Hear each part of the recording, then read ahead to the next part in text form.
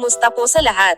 Ngayong araw ay gagawa tayo ng isa sa paboritong merienda ng mga taga-Pangasinan, ang masikoy.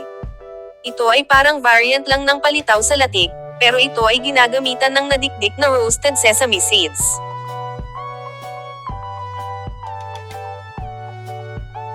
Ito ang 5 ingredients na kakailanganin natin. Sa mga gustong lutuin po nito ay pakicheck na lang po ang description box para sa kompletong ingredients. Mag-umpisa na po tayo.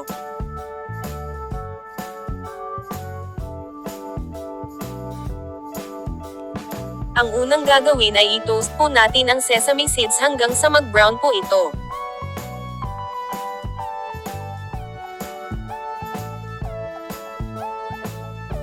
Continuous po ang paghahalo with medium heat para po hindi masunog at pantay ang pagkatoasta ng mga sesame seeds.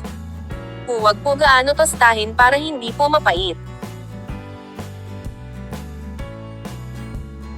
Pag brown na po ito ay gilingin. Kung wala po pang giling, ay pwede po ito dikdikin manually.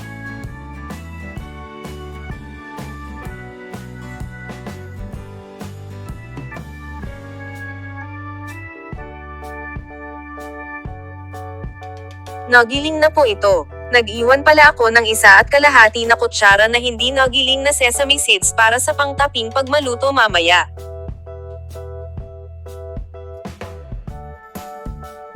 Next na gagawin ay paghaluin ang glutinous rice flour.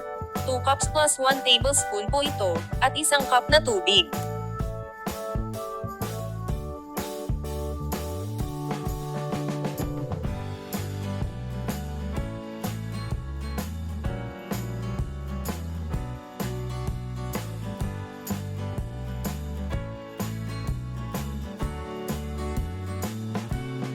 Dahan-dahan ang paglagay ng tubig para matansya po ang pagkabasa ng dough.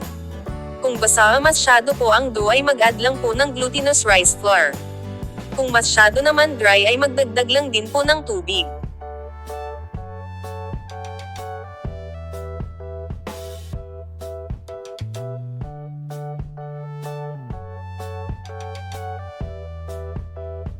Ganito po dapat yung consistency ng dough.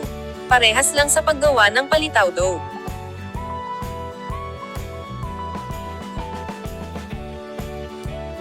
Pag okay na po ang dough ay bilutin po ito.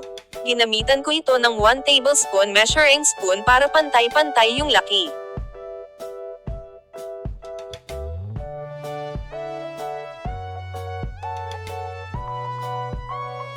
Ang paggawa po nito ay una ay i-roll pabilog po ng ganito.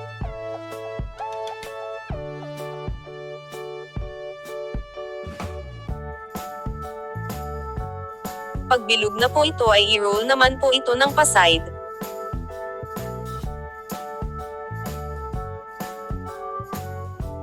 At gamit ng hintuturo ay i-press ang gitna para may kanal sa gitna.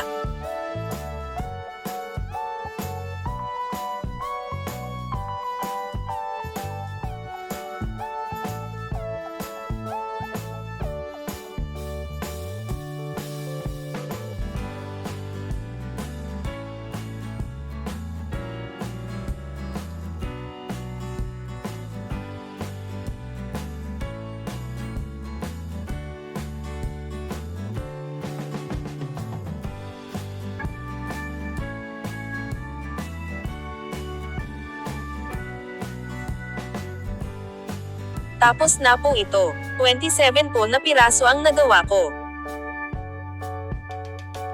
Next step ay lutuin na po ito. Maglagay ng 3½ cup na unang piga ng niyog.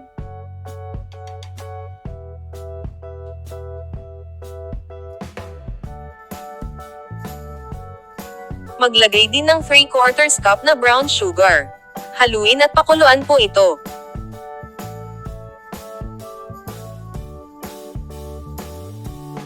Pag kumulo na ay ilagay na ang mga malagkit.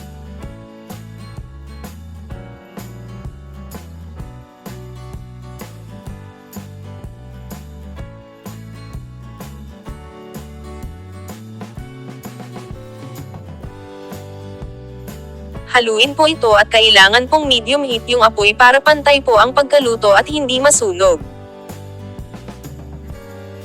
Ilagay na rin ang nagiling na sesame seeds.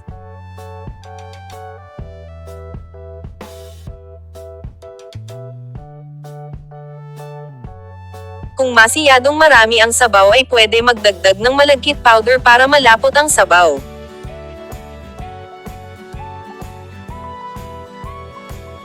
Malalaman mong luto na ang mga ito pag lumutang na sila.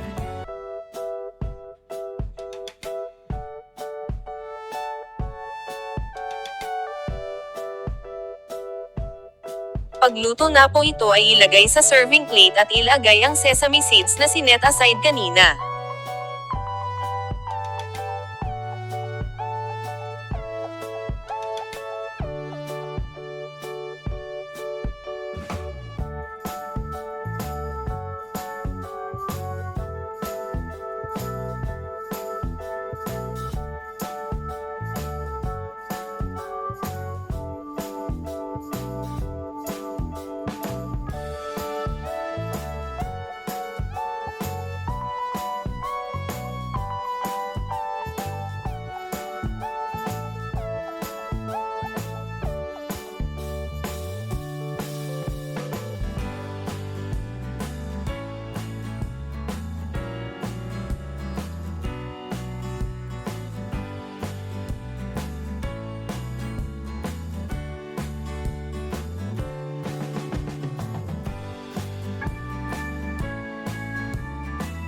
Maraming salamat po sa pagnood.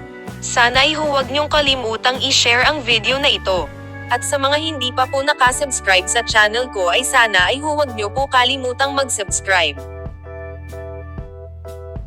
Maraming salamat po. Ingat po lagi.